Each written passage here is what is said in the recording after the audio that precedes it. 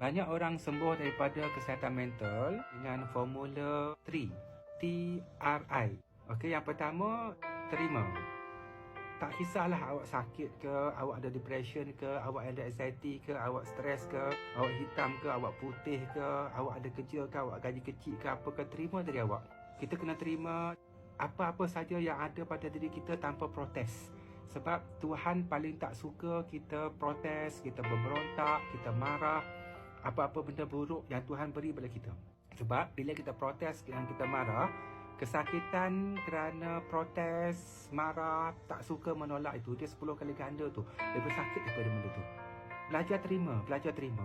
Jadi kalau awak ada anxiety, depression, jangan cakap lagi kenapa aku kena anxiety, kenapa aku kena depression, kenapa nasib aku begini, kenapa orang tu jahat, kenapa orang tu buat saya, kenapa masa silam saya teruk, kenapa bapak saya begini. Menyalahkan orang lain tu, maksudnya awak belum terima lagi tu. Jadi awak kena terima. Jadi cara nak terima paling mudah ialah awak cakap sajalah. Wahai Tuhan, aku terima nasib aku begini. Wahai Tuhan, aku terima sakit aku begini, keadaan aku ni aku terima. Aku terima, wahai Tuhan, aku terima. Jika awak rasa tu tak kuat, ketuk dada awak. Wahai Tuhan, aku terima sakit aku terima diri aku.